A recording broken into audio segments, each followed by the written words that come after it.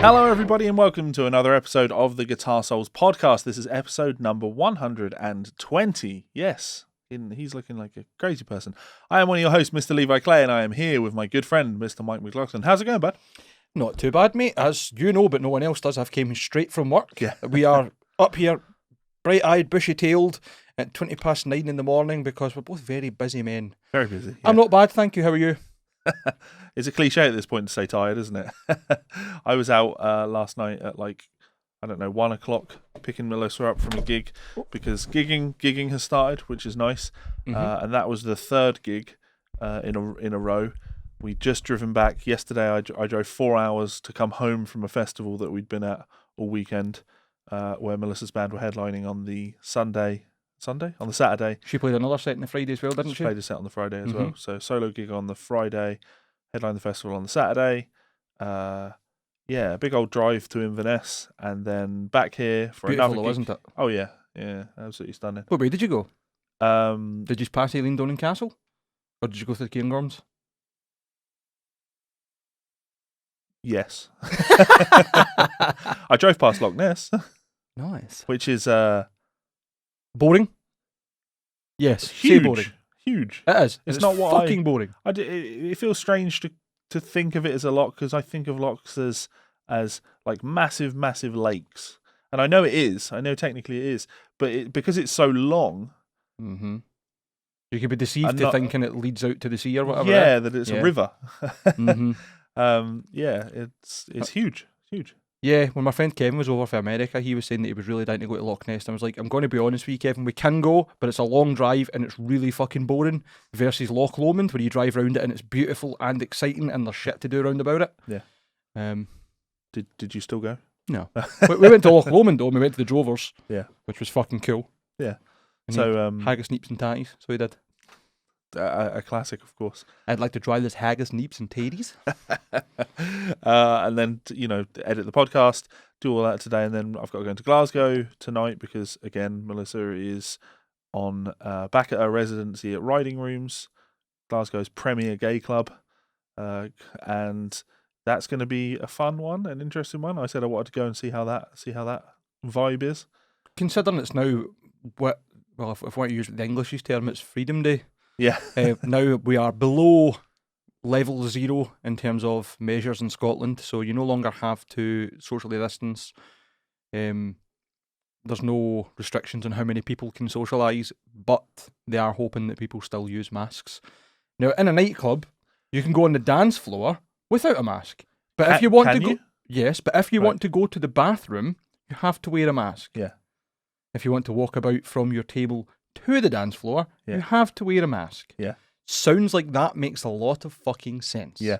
Well, the reason I say can you is because Melissa was talking to me about she's got some friends that own bars in Glasgow, and they've been having lots of meetings with the council and just all the bar owners in general, talking about how they're going to facilitate this kind of unlocking of things. And it does seem like a bit of a shower of shit, because they are essentially saying, how are you expecting us to have a few hundred people in our venue? How are you expecting us to police them wearing masks?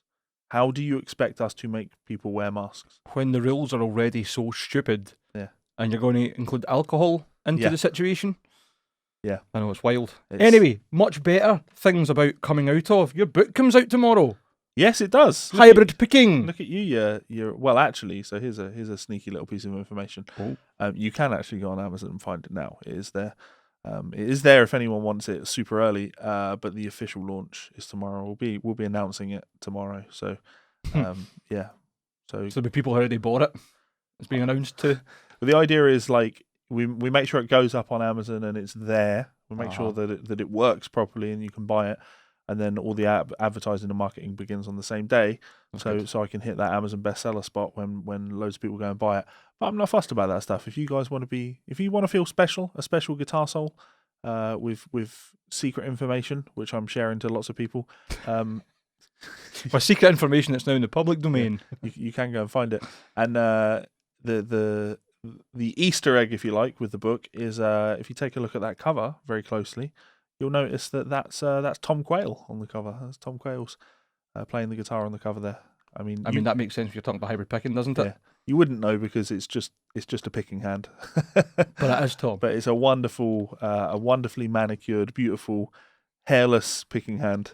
Because the last thing you would want on a cover of a hybrid picking book is these hairy goblin hands. So we didn't want that. So I've got a feeling that if Tom's guitar career doesn't work out, that he's going to be like the guy in Zoolander that puts his hand in the cryo basket, you know, the hand model. Yeah, Tom could probably be a hand model. He does have very, very lovely hands. So yeah, that's everything going on in my life. No gigging for me, obviously, but Wap wap. But yes, going out and supporting Melissa, which is fun. But that's part of the job. To be fair, it's nice to it's nice to not be the only person bringing a bit of money into the house. It's nice to be able to take some time off from having to work my ass off and go, you earn some money, but I'll support you earning money. You know fine well that you're going to work your ass off anyway. Yes. Because you are actually a workaholic. Yeah. Well, not feeling it today. But that's the thing, like, being your own boss, being self-employed, you do just go, right, I'm going to have a couple hours while I do fuck all, and then there'll be days where I just don't hear for you. Yeah. So, yeah. Credit where credit's due. You're good at your own work-life balance. Oh, I don't know about that. You think so? I'm good at getting all the work done. I wouldn't say I have a good balance. Yeah. But yeah, such is life. So, right, we have a show for you today. We have a reasonably short show because Mike is in a rush. I'm in a rush. I've still got to get this edited and uploaded. Oh, I should also point out, you don't know this, but I'll tell you this anyway. We have been, obviously we do the Monday Night Guitar Geek Club at 9 o'clock on a Monday night. But for the last 6 weeks, we've also premiered the audio version at 9 o'clock on a Monday night. Sick. Yeah. So if anyone out there is listening to the audio version, you are getting this at the exact same time as the rest of the world now, and it's been that way for a while. I've just forgot to mention it. I think our biggest crowd is actually on YouTube, though, is it not? Or I believe so, yeah. The last couple of weeks is SoundCloud taking over it? No. I mean, people are listening on it's Spotify mainly. Okay, They cool. listen on Spotify. But ironic that we'd slag Spotify over and over and over and over, and then still have people listening to us on it. Well, people are still listening to us more on YouTube. Yeah. Fair amount more on YouTube. Good. So that's good. So yeah, thank you very much. Especially everybody that turns up for Monday Night Guitar Geek Club. Yes. Right. So did you know? This show is brought to you by our friends over at Ormsby Guitars. We want to remind you guys that there is still time to get involved in the upcoming Run 16 guitars. Those include these incredible hypes available in 5 new colours. That Dragon Burst is absolutely stunning. You can also get your hands on one of the Metal X's, again available in a range of finishes. My personal pick has to be these Headless V's, absolutely outrageously cool. Imagine one of those in an 8-string, I absolutely love these. And finally, the Ando San signature model, available in 6, 7 and 8-string availability. Go and check them out at Ormsby's website right now. This show is also brought to you by our friends over at Rev Amplification, a one-stop shop for all of your tonal needs. Head on over to their website to check out their range of lunchbox amplifiers, both the D20 and G20, 20-watt amplifiers with built-in 2-notes torpedo technology so you can record direct into your computer. If that doesn't suit, you can also check out one of their highly popular G2, 3 and 4 pedals, giving you that trademark Rev tone in a stomp box. Incredible tones, I use these myself. And finally, you may notice in the back of these videos a Rev Generator 120, an absolute masterclass in modern electric guitar tones. Check it out at their site now. So, as always, a huge thanks to our friends and family over at Ormsby Guitars, Rev Amplification, and our friends over at VPix. Go and check those guys out, please. Good chaps. Your Ormsby is missing from the shop today. That's because I'm just straight here for work. Yeah. As is my little beautiful blue Rev. Yeah. It's in the house. Such is life. Such is life. Yes. Yeah. I put the Vigier up there because we found a guitar tech, haven't we? Yes, we have. Quite local. Yeah. Extremely local. Like a 5-minute, probably less than 5-minute drive from the house, which is really nice. So he has one of my guitars at the moment, and gradually over the coming month, I have a lot of guitars that need a lot of work doing to them. They're in a bad state. The Ormsby obviously isn't one of them. So, but yeah, the Vigier will be the next to go because. And then the Howard Roberts Fusion, yeah. I think, is probably on the list. Yeah, the Telecaster, my main Tele, that needs some love, care, and attention. My mayonnaise hydra needs some love, care, and attention. You're going to get that back, and it'll be playing like a dream, and you'll not want to play it because you're so used to just playing it. Playing it like when it plays like shit. It doesn't play like shit, but the action's not anywhere near as low as like your VG or the Yeah. Goliath, or Yeah. you know what I mean? Like it's a different kind of guitar. Very, very different guitar. Absolutely. So I'm looking forward to that. Yeah, we will give you more information on that when the guitars come back, and we'll tell you who the guy is and all that stuff. But yeah, nice guy, nice shop, and hopefully, I'm optimistic based on the work that he's done for who he works with. Yeah. When we went in the other day, he was like building a pedal board, but it was like huge with all these crazy pedals. He had a Boss Slow Gear, which is, as he said, one of the rarest pedals you'll see out there. I was like, all right, who are you building a pedal board for? And he's like, oh, hey, Brian, for Placebo. All right, okay. Just Brian, aye. Yeah. He used to build 3 of the same. One for touring, one for just keeping domestic, and one as a spare. Yeah. Crazy bastard. Right, we've got a bit of fan mail for you today. Nice.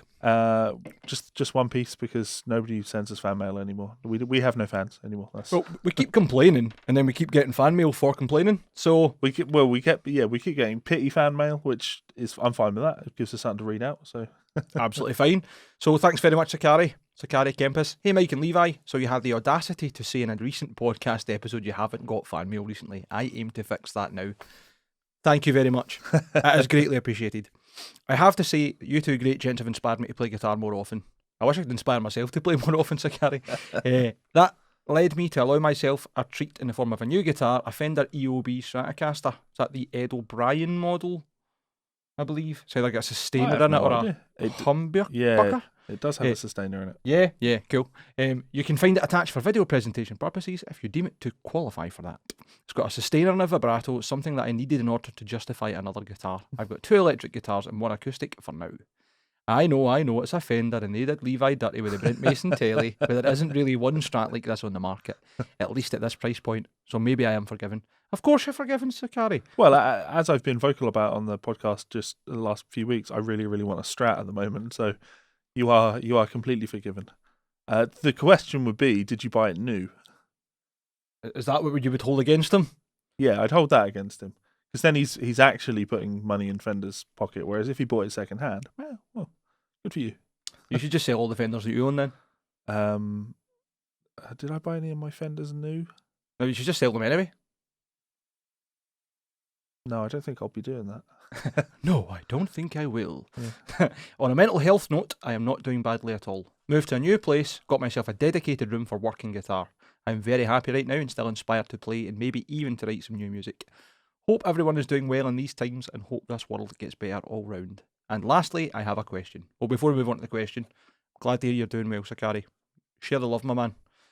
For Levi or Mike, do you think that it's important as a musician to own or have your own publishing company? Can you share some wisdom regarding that? And would you be able to do one-on-one chat to give tips on how to set up oneself as a musician? Who would like to get people to listen to, as a musician, who would like to get people to listen to their music? So in other words, get it out there efficiently, but not sign bad deals or sell themselves short. Oh, that is quite the question, man, isn't it? Yeah, so no. Having your own publishing company is not even close to necessary, I would say, unless you expect to be making good money on your publishing. It's worth setting up your own record label if you are going to be self-releasing. But even then, if you're only releasing one thing, probably not. I have set up my own record label. I do own Ruby Weapon Records. With my Vigier being Ruby Weapon. Mm-hmm. So I can never point at the right guitar. I'm starting to get all right at it. Okay. Nope, still fucked it. You tried. Yeah, did my best. There was an attempt. Yeah. So I have set up Ruby Weapon Records, but even then, to be fair, it's not. I've put out my stuff on it. So in 2021, double check that we're in 2021, heading towards 2022. Actually, I know. Where's the time gone? Having your own record label and certainly a publishing company, it's just not really necessary because you're using. I would imagine most places are using, independent artists are using services like Ditto Music or DistroKid in order to that kind of thing. Yeah, exactly. In order to put your stuff out there, and that kind of serves the role of publisher, record label, and distributor. And I don't think that the deals that any of those places offer are bad for the musicians. I think they're all good options, all great options in terms of how much they'll take from you. It's not like record labels or traditional publishers where they've been taking more of the pie. But then, of course, the onus is on you to get people to listen to your music, to actually push your stuff out there and sell it, because these places are really just platforms and vehicles to actually sell your stuff, but they are absolutely not going to put in the marketing work for you. So you still do have that struggle, and that is something that I don't think I have an answer for. I don't think Mike has no one has an answer for how to market yourself. Get a really good logo in Party Cannon's case. That's it. But stumble upon something that will go viral. A joke, but that is kind of important. Like just having something that will get people's attention and hold it, because the fact that you don't need a record label, the fact you don't need a publishing company or anything like this in order to release music, means that the floodgates are open and you are competing with everybody. There are so many people that are able to release music now. When you put something out, Sakari, it's going to be you competing with, there's probably multiple other Guitar Souls fans that are also releasing music. Let's say, for example, that you wanted us to listen to your music. Now, if all of our fans, if only one of them put an album out, then we'd be able to sit and listen to it and check it out and be really excited by that. But we'd be in this position where it's like, well, we can't listen to 30 albums this week. It's just a nightmare to kind of sift through and find the stuff that's really good. So I wish I had an answer for that one, of how to get people to listen to your stuff, because then maybe people would listen to my stuff. I listened to your stuff. I had my Hellcat Molly t-shirt on yesterday. Yeah, at work. I don't really have too much different to say to you. I think that's the hard part, is that you can't really make anybody listen to you. The best you can do is get people intrigued enough to want to listen. I suppose my main piece of advice, at least in my own personal opinion, is try and avoid the same old tropes that you get on Facebook. We are a powerful five piece that combine this and that, and we're taking the local scene by storm and all that shite. Just do your own thing. And I don't mean you need to be completely differentiated, but be honest to yourself. Yep. And that's probably the best advice I can give you. And the more you crack on, the more you'll find that people are either interested or they're not, and then you'll just need to adjust your marketing at that point, which is probably the best I could say, to be honest.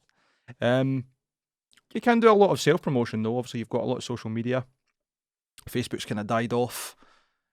I believe Instagram's got a very good organic reach for that kind of stuff. So if you can get snippets of you playing stuff that you think is quite tasty from your recordings, just you playing along with them, fire that up on Insta, get a wee marketing campaign going yourself, even reach out to other people that do Instagram marketing and stuff. There's plenty of other musicians that would probably help you out that way. And the big one is networking. Yeah. Network with people. That's what you want to do. Though also I'd point out that you're looking at, best case scenario, having a product that people won't pay any money for. So why do you need to be such a cynic about music? Well, it's less about being cynical, and it's more about making sure that I'm not saying don't do these things, but I'm saying because of that, you have to tailor your input. You have to tailor how much time you're putting into something. You just need to make sure you're making informed decisions with the way you're using your time to make sure that the payoffs that you are likely to receive for those things reflect what you're putting in. If you're going to put, a budget into marketing your stuff and hundreds of hours of your time, and at the end of it, you're surprised when you make £25 a year in streaming royalties, that would be, you should be super informed on that. I was watching actually. That's a totally good point. A really, really, really important and fair point. Actually, just manage your own expectations. Yeah. So I was watching the latest episode of Hot Ones, because classic. Cannot YouTube go show. wrong with Hot Ones. Yeah, the latest episode is Matt Damon, not somebody that I consider myself a fan of. But what I tend to find is anyone that's on Hot Ones, I find myself a fan of by the end of it, because everyone comes across so well on there. It also helps how good the host is. Is it Sean? His name is.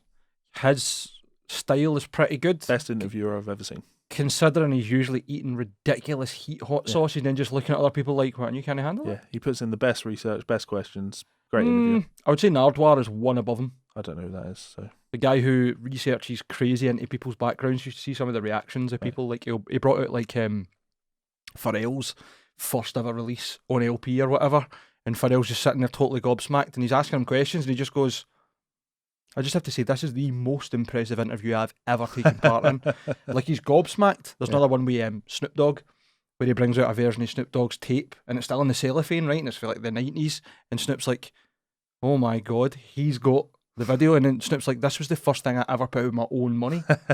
It's mad. Like he knows mad shit about people. And it's always rappers that are always just like, what the fuck? How the fuck do you know that? It's cool, man. It's really good. Yeah, I'll have to check that. The reason I mentioned the Matt Damon thing though is there's a question in there where Sean asks about the way why movies aren't being made for me anymore. You know, movies that we want to see and movies like they used to be made. And Matt makes this really interesting point where he's like, making movies is an incredibly expensive business, and the model has changed so significantly. And people that make movies, the big studios, they know this, so they have to make much more calculated risks. And then he goes on this speech about DVDs, and he's like, that was a huge part of the film industry. You would release your film in cinemas, it would make a big chunk of money, and then 3 to 6 months later, when it would come out on DVD, that was essentially like having another release, where we would make a bunch more money. Like if you didn't break even at the cinema or make a profit at the cinema, then you at least had that to fall back on. Yeah. And I really liked him talking about that, because it's like, it's really good to see that the film industry has acknowledged and tried to adapt to changes in technology much more effectively than the music industry seems to have. They know that they're not selling DVDs anymore, therefore they're taking, less risk. They're trying to spend less money on films because they're not making the same amount of money anymore, which is sad, but I respect that people acknowledge it.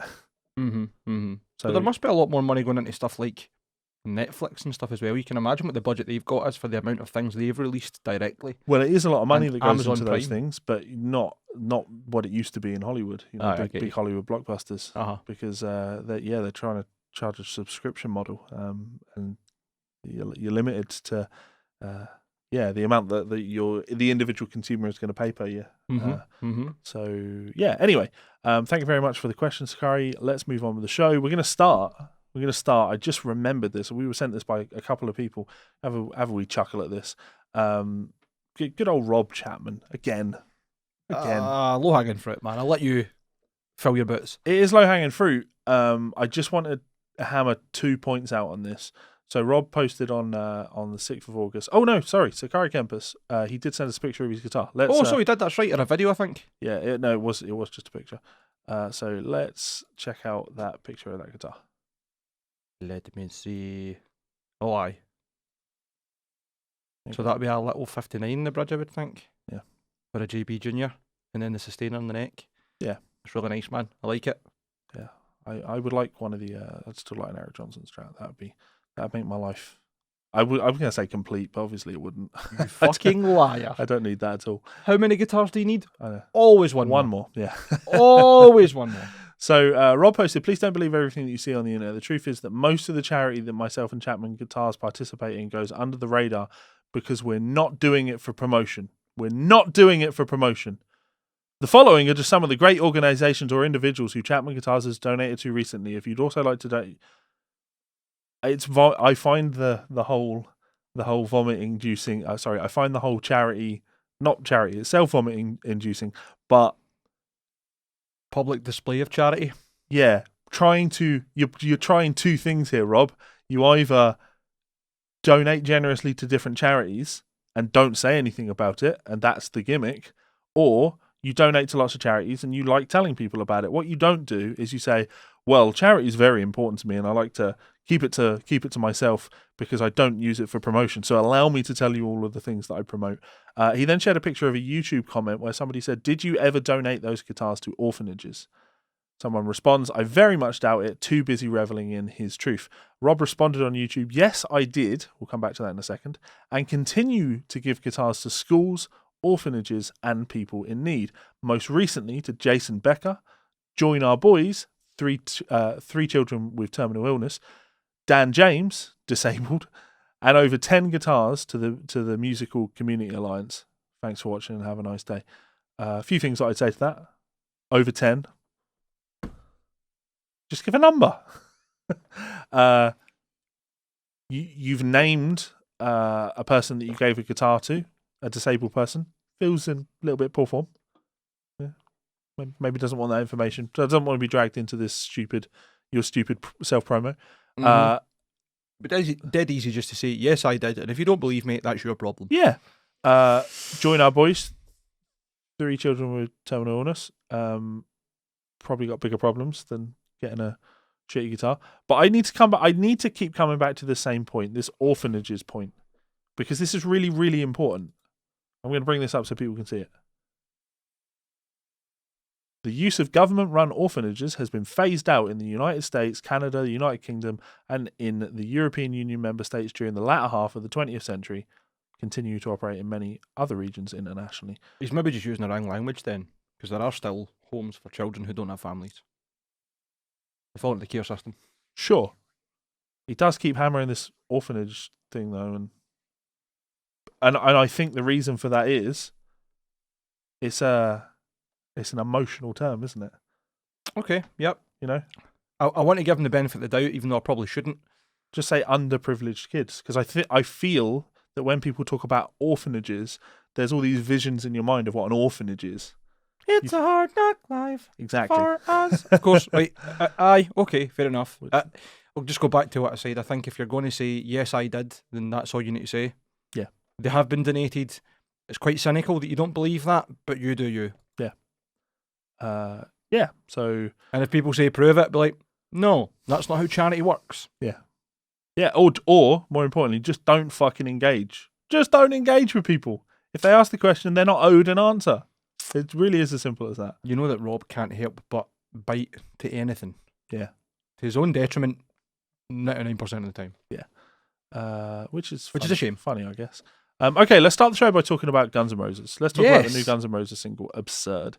It's absurd that they would call this a new single because it's not a new song.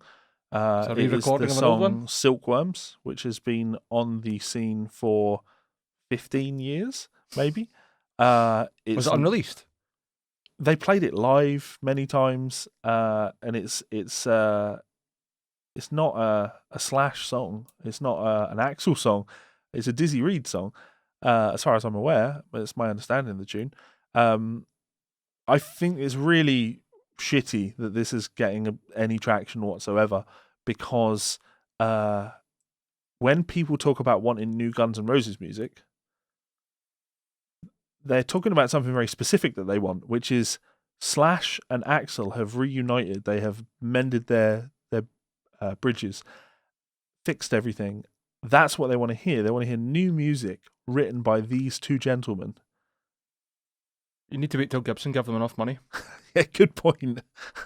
Slash is too busy giving out guitars Yeah, left, right, and centre. yeah. It's odd to me, but I'm going to play the track for you so you can hear it. Yeah. And we'll talk about it while it's happening. I don't have anything positive to say about this, and I know you and I both love Chinese Democracy. Yes, for an album that had such a divisive audience. Yeah. I'm really into it. So yep, if you want to join us and listen to this, I'll probably put the link into the live chat. Failing that, Guns N' Roses Absurd on YouTube. Yeah. 3 minutes 21 long. I'm going to bounce back between the video and the video not being there, because I don't want to have a fucking Alcatraz situation again where we get a fucking copyright strike for having visual of a music video on screen. Absolute bangers, man. Yeah. Right, so let's listen to this. So it's, got kind of like an electronic vibe to it. And as soon as you hear that, you know that this is Chinese Democracy era, right? Oh, aye. Sounds kind of like punky. It's off time.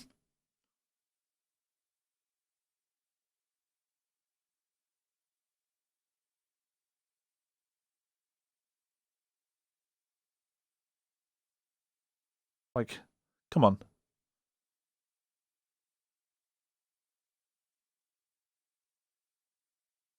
Why? And I would like to point out to people the video hasn't changed. It's still a Gorgon's face. I was going to say that this sounds like Buckethead, but Yeah. nowhere near tight enough to be Buckethead. To be fair, this probably will have been written around the period where Buckethead was in the band. Aye, totally. That visual reminds me of Dance of the Dead. Creative video, guys. Still nothing's really... Just a Gorgon's head, still. Oh no, it spewed green there a wee second ago. Out those pores that are growing what looks like giant hairs. I just don't get it. I mean, now it's shooting fire.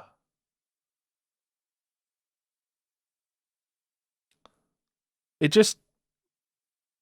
This is the opposite of what I think of when you say Guns N' Roses to me. It also doesn't really sound like Axl Rose. Yeah. Very strange. Very strange. Just... It's a punk song, isn't it? Not a good one. No. It was the only thing that sounded like Axl Rose was that big falsetto, and it makes no sense for the music. Yeah. Who's into this? Who heard this and was like, fantastic. New Guns N' Roses. This is exactly what I was waiting for. So, thoughts on this? Enough. My thoughts on it to Bad, be isn't it? really, really bad. Yeah. So, disappointed by that. And I did get a little bit of flack when I was complaining, saying, you know, I don't want to fucking hear this. And they're like, but it's finally happening. Guns N' Roses have released new music. And I'm like, it just not. It just isn't. It would be like releasing... I don't know. I don't know what it would be like releasing. It has actually zapped my brain of any useful power. Yeah. It's fucking enough. Right, move on. Enough. Fuck you, Guns N' Roses. Terrible. Okay, so we are in trouble. The podcast is in big trouble. Because I don't know if you knew this, but Metallica make a podcast now. Called the Metallica Podcast. Yeah. So tell us about this. Metallica are getting into the podcast business. This was reported on Metal Sucks.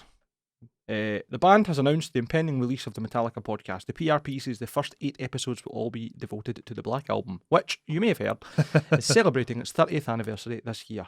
Listen to a preview below. No word on when the first episode will be released. Otherwise, listen to a preview. But at the same time, I don't actually care. Yeah. I mean, don't get me wrong, that will pull in a lot of listeners. Yeah. But I don't fucking care. I do not fucking care. It's brought to you by Amazon as well. Metallica Obviously. and Amazon. Obviously.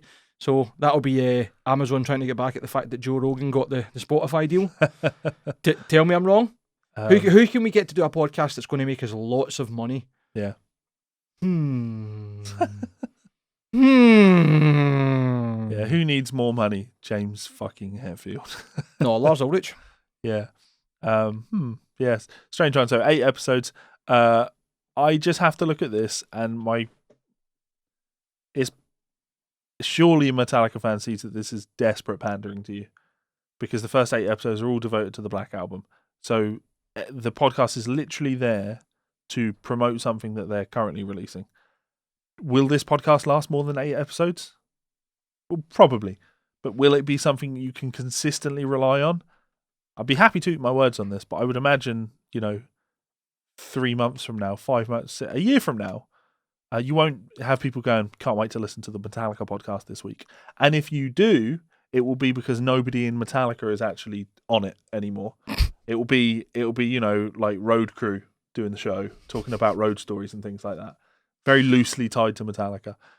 Because I think that the members of Metallica have probably got more important things on than sitting and making podcasts.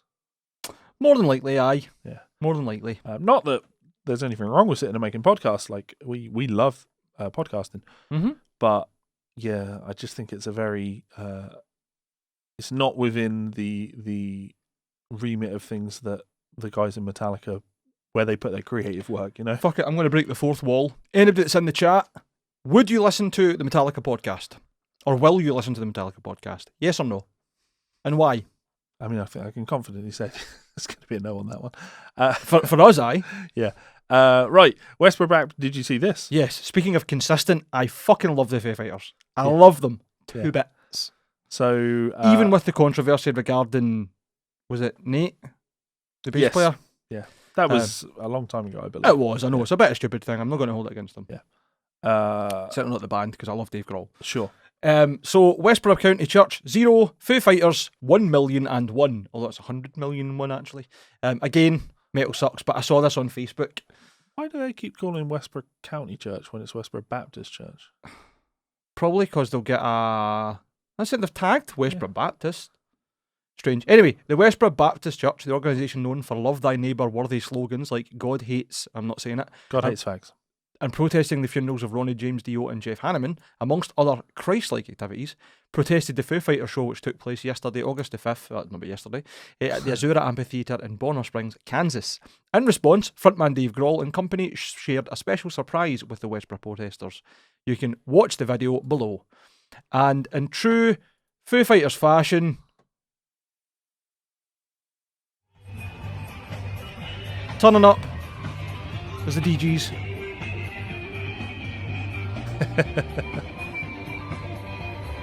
There's Dave. He's right in front there on the right It's side. sad, isn't it? The These Westboro people. Baptist Church, they are Yeah. sad, man. I feel sorry for them because it's just a hateful cult. Yeah. Have you watched the Louis Theroux on them? Yeah. Mind-bending fucking mental gymnastics. A bunch of the daughters have left. Aye. Loads of people have left. Under duress to not do. Ladies and gentlemen,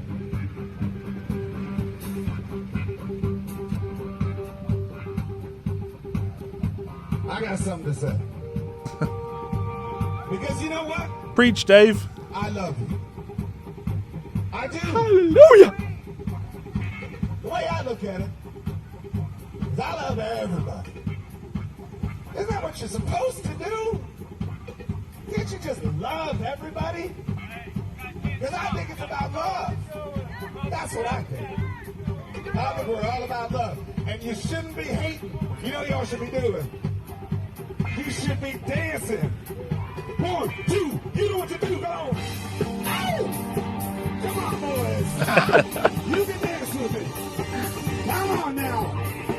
I saw your mama dancing. I saw her dance. She was dancing. So we're going to sing it to you. My baby was at midnight. Fucking terrible at singing this. To be fair to him, man, he is on the back of a truck. My woman keeps me warm.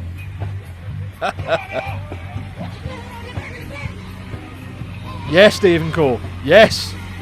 Good work, lads. Absolutely. Yeah. Fuck the Westboro Baptist Church. It's such a strange, like, it's like I see those events as like marketing things that they're doing because of all of the bands that you could be protesting. Why the fuck are you protesting the Foo Fighters?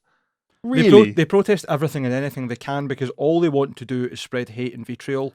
And what's better than being famous? Being infamous. Yeah. Let's be totally honest. That's all they thrive on. No, you make coherent points. Yeah, but At times. still infamous. Sometimes. I would argue. Infamous. Ah, you're a prick. Yeah.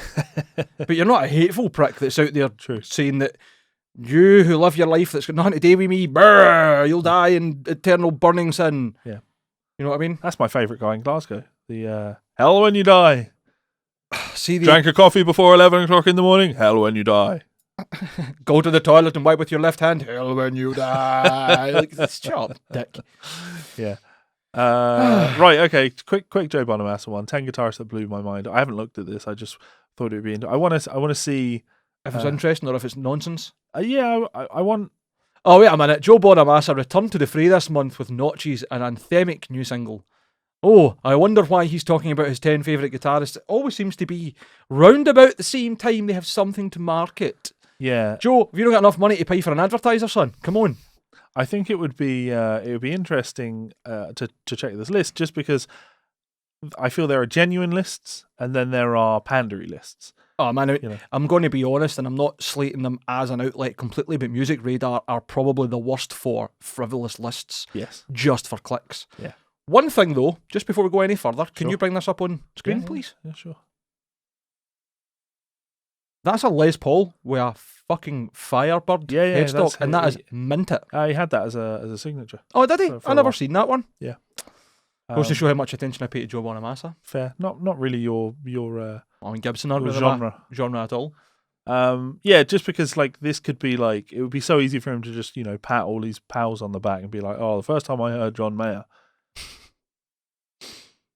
That's my job. I feel like I just basically want to see if Danny Gatton was on this list. I feel Danny Gatton should be on this list. I'm confident Danny will be on this list. I hope my So, Alex agrees on it. That would be the best. uh, And Rob Chapman's number one. and also Not. Eric Johnson should be on this list with the amount of fucking Eric Johnson licks that he plays. Oh, even his tones, Eric Johnson Yeah. are the back. So okay, go on. Number 1, BB King. Excellent. Number 2, Albert King. Excellent. Number 3, Freddie King. There's a bit of Did the Three Kings? I was going to say there's a bit of a running theme here, isn't there? 4, Clapton. 5, Jeff Beck. Cool with that one. 6, Ry Cooder. That's a good shout. Yep, there you go. 7, Eric Johnson.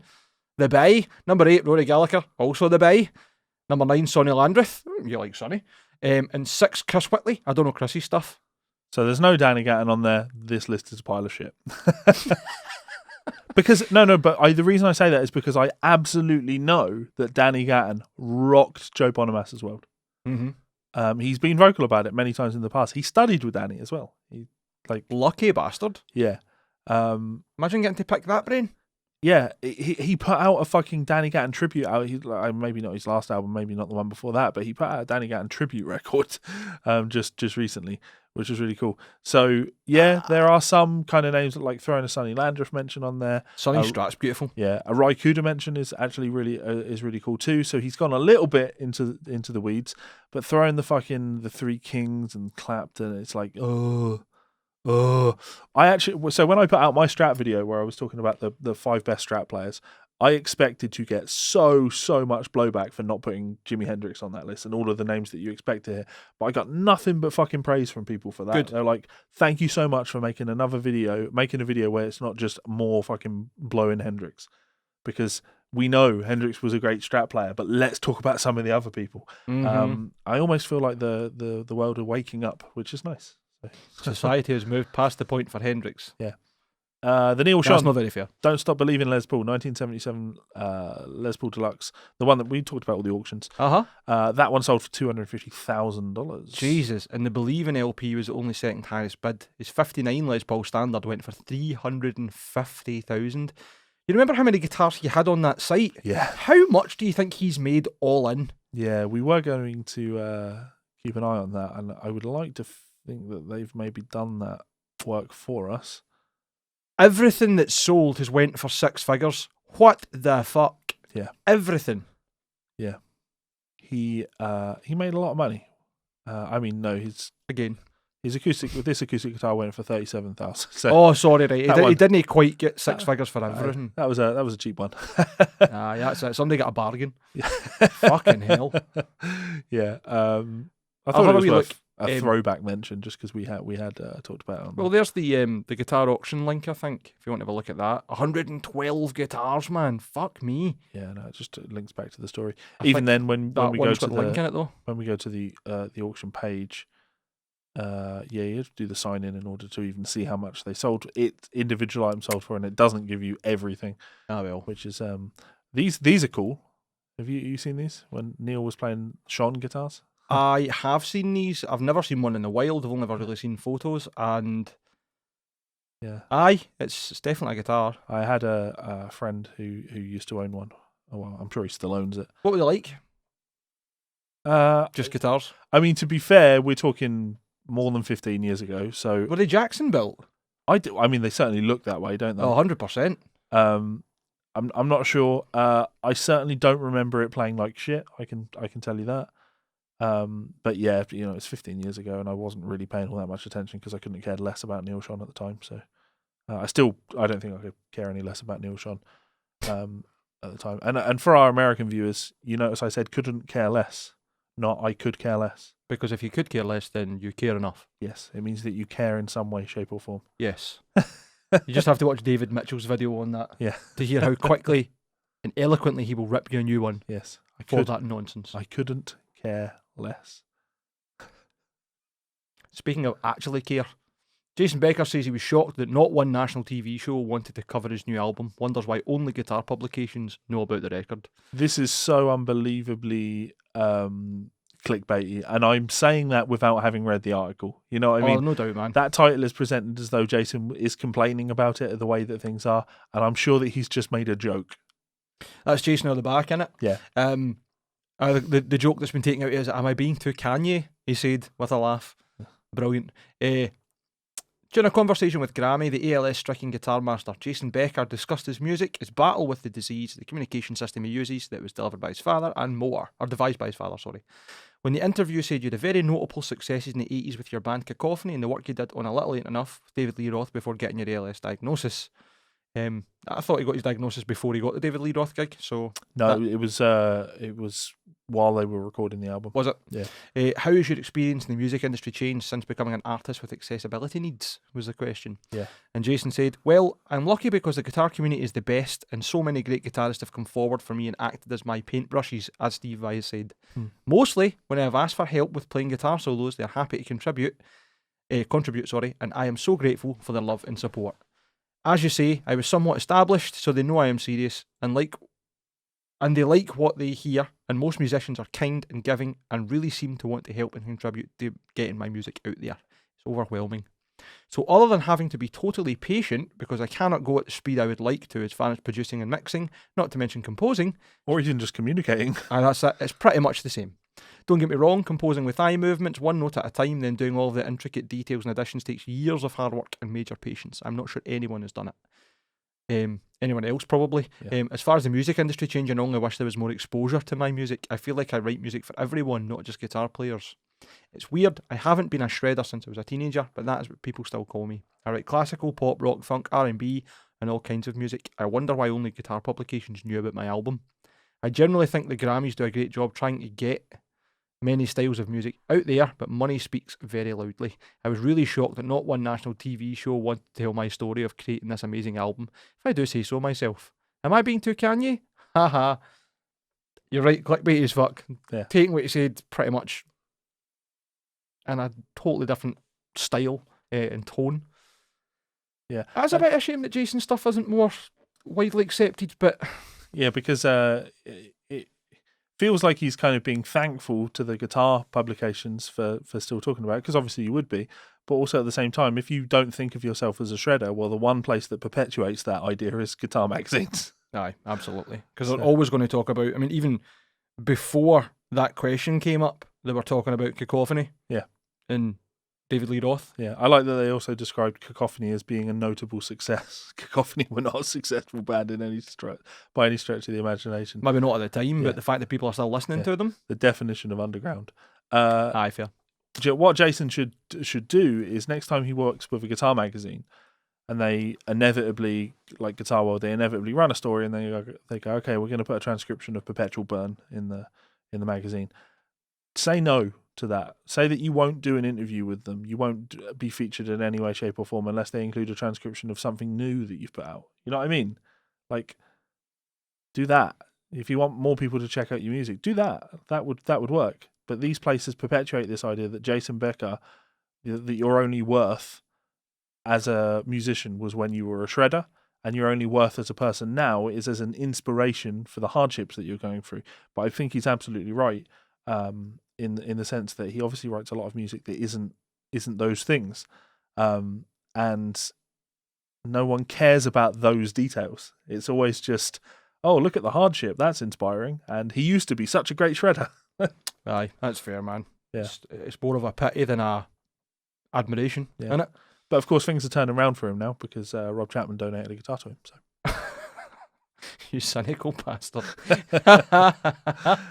Okay. Oh, this is a good one. Yeah. Mojo Hand FX. So their Instagram post that you sent me the other day reads, "We'd like to apologise to any of our customers that mistakenly somehow felt they were buying a Gibson product when they purchased a Mr. O phase shifter. We are in no way associated with Gibson USA and never will be. Not one single trace of the original circuit of the Maestro phaser from 50 years ago was copied. We only used our ears and Dave's programming skills to create our pedal as an homage to the sound of the original phaser made by good people back in the day when things were simpler, and the original Gibson we all knew and loved was still building guitars just down the road from us in Kalamazoo, not harassing every small business in sight." So fair. Yeah. So fair. They were sent a cease and desist for the unauthorized use of Gibson trademarks because they make a product called the Mr. O phase shifter. And Gibson took issue with this because they have a trademark for the Maestro. Let's bring these two things up. Yeah. Now, I would say there may be a similar typeface or font, Yep. but they are in no way, shape, or form mistakable as each other. Yeah. Plus, is the Maestro not a actual guitar trem? No, I would be confident based on the business that they're doing here that they have made the Mistro, which will be an imitation of an old Gibson Maestro, which will be in effect. Surely it'll be a phase shifter. Maybe. But I think that kind of illustrates the point quite nicely, doesn't it? Like, if I bought a Mr. O, it wouldn't be because I was trying to get a Maestro, because evidently I don't know what a fucking Maestro is. It's a vibrola. The Maestro's the tremolo that's on an SG. That's a Maestro. That bridge. That adds an additional level of fascination to this entire situation. Like, that is a Maestro. Okay. I knew it wasn't actually a pedal, it was the tremolo on some of the bridges. Yeah, okay.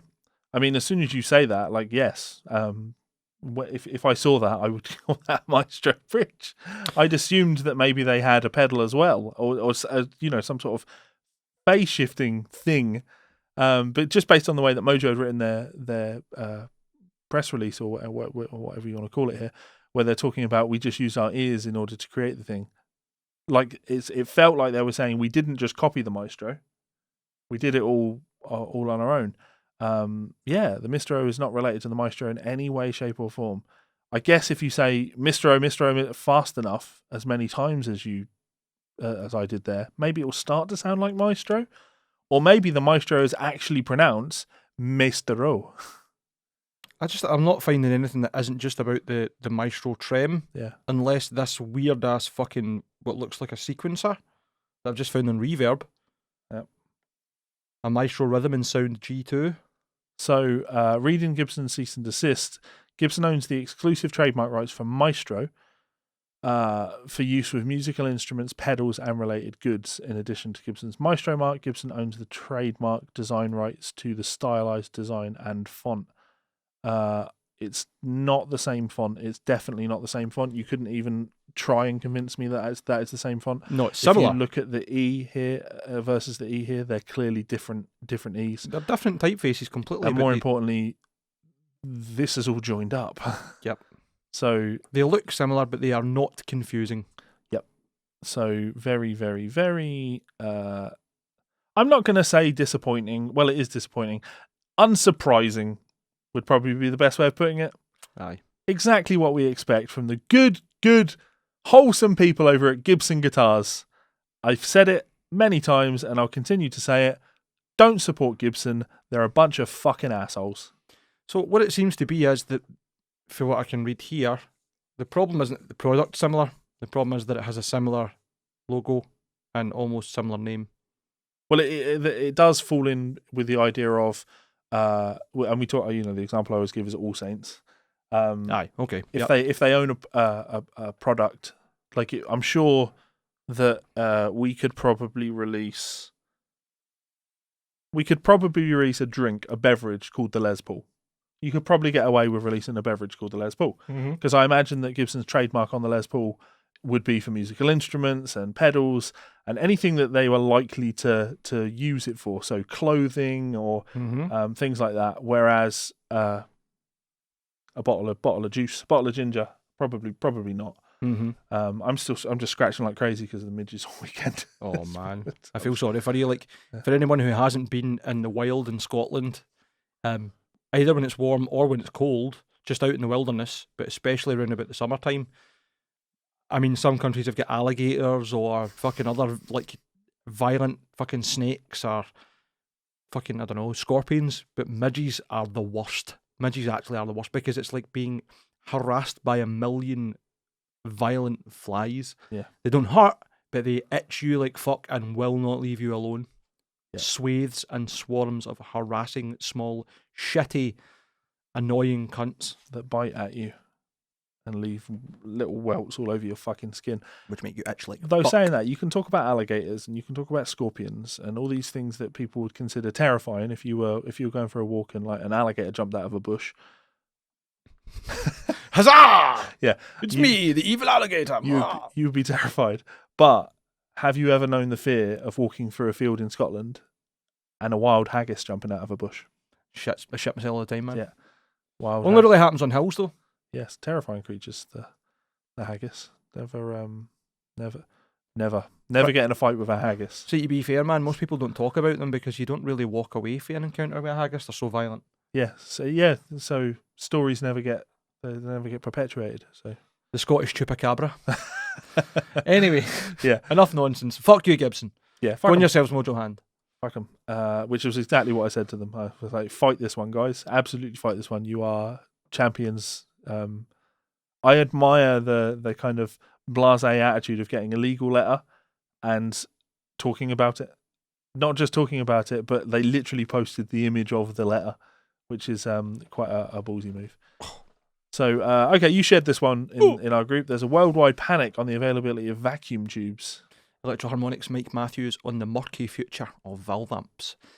I didn't read through this. Sure. But I felt like the headline was enough for us to keep a hold of it and then read through it quickly and have Sure. a quick chat. Yeah. So last week, Electro-Harmonix founder Mike Matthews surprised the world with the company's plans to harvest energy from the Earth's magnetosphere. But in the course of explaining his plans to Guitar.com, the pedal pioneers also sounded an ominous warning about the present and future of amp valve production. Speaking about what he described as the digital IC crisis, Matthews cited the closure of a factory in China putting huge pressure on the new sensor facility in Russia, which was founded and owned by Matthews to supply the global demand for amp valves. I'm surprised that the Chinese have closed their stuff because they bought all of the old Russian machinery to make valves. Right. Which is why you've got so many different valve brands out there that aren't like the original ones, Right. but will be to spec Sure. of the older ones. Currently, there's a worldwide panic on the availability of vacuum tubes, Matthews wrote. The big Shuguang factory in China was forced... Shangyang? Shenyang, maybe, factory in China was forced to move. And the Jamona GG Electronic factory in Slovakia that used to have lead times of 1 month now has lead times of 6 months. I didn't realise that GG were Slovakian. There you go. Nearly as good as Martin in my band. We're getting bombarded with orders from desperate customers from all over the world. Our tube factory is operating now at 100% of capacity, so we cannot produce all the quantities that are demanded. However, we're allocating quantities to many customers that they can continue to survive. Since the development of semiconductor devices in the 1940s and 50s and their evolution into the transistors and integrated circuit chips that form the bedrock of almost every electronic device we use today, valves have gradually become a specialist niche product. While the vacuum tube was once the beating heart of consumer electronics, from radios to TVs and computers and telephones, the technology was rendered archaic half a century ago. Transistors are more reliable, affordable, compact, and energy efficient. As a result, the guitar amplifier industry is one of the few that still requires vacuum tubes, so it's perhaps no wonder the number of factories actually producing them has been reduced greatly over the last few decades. Which would explain why maybe China has moved away from it. Aye, fair. Maybe even getting the parts to make them's a hard part. Situation is complicated by the fact that many vacuum tube brands are not vacuum tube manufacturers. They source their tubes from a handful of factories from around the world that Matthews referenced above. That's definitely fact. Certain companies get their first pick, which is usually Mesa. Genuinely, they get the first pick, and what they'll do is they'll test like harmonics and the qualities of the tubes, and if they're matched and whatever else, and then they'll take their best, and then everybody kind of forms a line. And that's why you get some that are really expensive and one that are really cheap, because they're the ones that are expensive are usually the brands who do the QC with a bit more stringent tolerances, probably the way to put it, if we're talking engineering terms. And then the cheaper brands just get what's left. For example, Groove Tubes, which you'll find in Fender amplifiers, sources its tubes from a number of other companies, including Matthews' new sensor. But if the valve had been on the wind down for over 60 years, why the sudden concern for the availability of tubes going forward? As Matthews alludes, the big concern is the closure of a major valve-producing factory in Shuguang, China, or Shuang, however you say it. I'm going to keep saying Shangyang. You could be right. Matthew claims the factory has been repurposed for more modern technologies, and as such, they have had to move. This is hard to fully verify, but it does seem to have scaled back production enough to spark online rumours about its factory being closed. It would also be no surprise if, with the Shuang factory seemingly out of picture, New Sensory and GG Electronic were struggling to meet demand, especially given the boom in guitar gear sales over the pandemic. Guitar.com has reached out to GG Electronic to comment on Matthew's claims. I can only imagine they haven't got back to him. So, Stock up on valves, kids. I find it. Had your kids, had your wife. It is fascinating, isn't it? It is fascinating. I don't want to get too negative on this, but you know, digital sound is the future of music. It just is. It's probably not going to be in our lifetime, but I would happily say in our children's lifetime, valve amps will disappear. They'll just disappear. I think the availability of buying valve amps brand new will disappear. I don't imagine they will as a technology disappear. I think people will. There'll be pockets of enthusiasts Yeah, sure. who Like vinyl. exactly, and it might even have a resurgence like vinyl Yeah. did. I can. It's a bit of grey area, isn't it? Because I can see why there's things like the Kemper, Mhm. the Quad Cortex, the Axe FX, the Helix, like even like the Moore GE300. Yeah. All of these pieces of modelling hardware that sound not the same, but very much almost undiscernible by human ear. Yeah, I'm just going to indifference. go with sound the same because that part there, which is the undiscernible by human ears. Mhm. Doug Cartwright always used to point this out to me.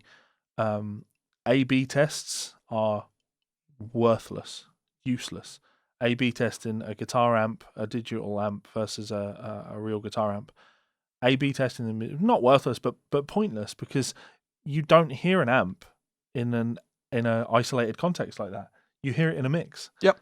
And I think it's nigh on impossible, and you see it time and time again when you see people doing tests on YouTube and asking their viewers to comment on which one they think is the real amp. You see time and time again that it's people can't pick out the real thing. They just can't. It just doesn't happen. Add in the complexity of doing that in a mix, in the context of a mix, which is taking your wonderful, tube amp analog signal, has recorded it and then has edited it all digitally, Mhm. mixed it all digitally. Like this idea of like keeping the analog side of things is strange to me because the guitar itself, analog, then we goes through an amp trying to keep everything as analog as possible, right? Then how many people are still doing analog recording and analog mixing? The last band that I can think about, funnily enough, as we mentioned earlier, is actually Foo Fighters. Right. They, for I actually was Wasting Light, recorded everything straight to tape Sure. with Butch Vig. Yeah.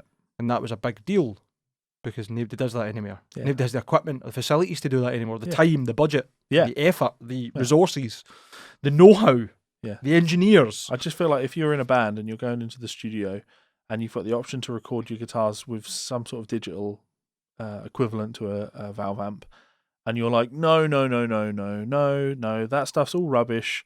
It has to be, I've got to use a valve amp because they just sound better. But then you're not saying, and I should also record it on tape, then I feel there's a bit of a blind spot there. It's intellectually dishonest, I would say. Yeah. Saying that though, I think most people who go into the studio with a valve amp or whatever and have their own sound will probably also record a DI track. So if it needs to be reamped Sure. digitally or analog, Yeah. it'll happen. You'd hope so. Yes, you would. But yeah, it's going to be an interesting one to see this unfold. Of course, the global shipping crisis will be playing a part in that too, I'm sure. Okay, finally, Yamaha, Roland, and Fender fined 21 million euros for price fixing in Germany. 2 retailers, Thomann and Music Store, were also fined. I'm sure you'll enjoy this, Mike. So musical instrument brands Yamaha, Roland, and Fender, alongside retailers Thomann, Music Store, have been fined 21 million euros by the Yeah, I need you here. What is that? Bundeskartellamt? Bundeskartellamt. Germany's competition watchdog for price fixing. Easy for you to say. The watchdog claims that 3 companies colluded with Thomann and Music Store to set minimum prices for their products. That is not new, and that is absolutely not exclusive to Yamaha, Roland, and Fender. But Yeah. we'll leave it at that for there. Sure. When these were undercut, the companies would contact the dealers and ask them to adjust their prices. Definitely happens across the board, and I know that We've at talked least about it on the show. one of those brands did it with me personally when I Sure. was working in Magnum. I don't mean as in like came to us and said you shouldn't be selling it that cheap, but when it was reported, went right, I'll go and speak to them. In some cases, the manufacturers threatened the retailers with a suspension of orders or a worsening of terms and conditions. These threats were occasionally implemented. Yep, especially when there are tiers to what equipment you can get from certain brands, and you get dealership level for having X stock profile. If you have that stock profile but you are undercutting other retailers, they will take that away from you. Yeah. Essentially, you have no access to more stock. Korg, Roland and Gak fined 5.5 million by the UK watchdog is interesting as well. Truth is, it's never going to change. As horrible as that sounds, without Yeah. even reading any more, Sure, we that don't- will not change. we What will change is the don't need anything more. tactics. What will change is the language. What will change is the terms and conditions. What will change is the implementation. Yes, but here's the thing. I'm not even taking a devil's advocate position on this because I don't feel it's the devil's position on this. I don't have an issue with it. I just don't have an issue with it. I don't have an issue with having value in your brand and having a minimum value that you want to set, but it's a free market, and if companies want to sell things for under what others are, then Yep. that's up to them. The advertising seems to be the problem, and I think the other big problem is that the bigger companies can afford to take the hit because you're an independent retailer and you want to stock X brand. If you can't afford to hold, let's say, 10 grand of stock, Yep. you get the shittest margins Sure, for buying them in. So essentially you're buying them just to say we've got them in stock. No, but I do get all of that. Mhm. But it's like my books, right? Mhm. If I want my books to retail for £15, that's what I want them to retail for. Mhm. I have the right to sell those to whoever I want to sell them to, Mhm. and make whatever deals I want to make with those people. So if I then sell them, if I have a deal with a local bookstore and I'm selling my books to them for £8, with the condition that I want you to be selling these for £15 because I don't want you undercutting for me, That's what, yeah.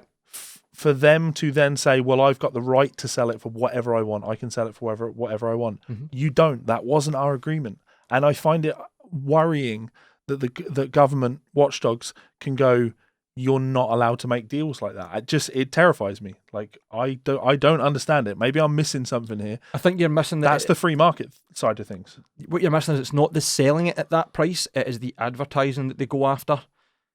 The way it was explained to me by one of the reps Sure. is you can sell it anything you want. Right. You can sell it for fucking what we give it to you at trade price if you want to. Yeah. But don't advertise that on your website so that it looks like you're undercutting everybody else, because all it does is devalue the sales for everybody and devalues the brand. And I agree with that.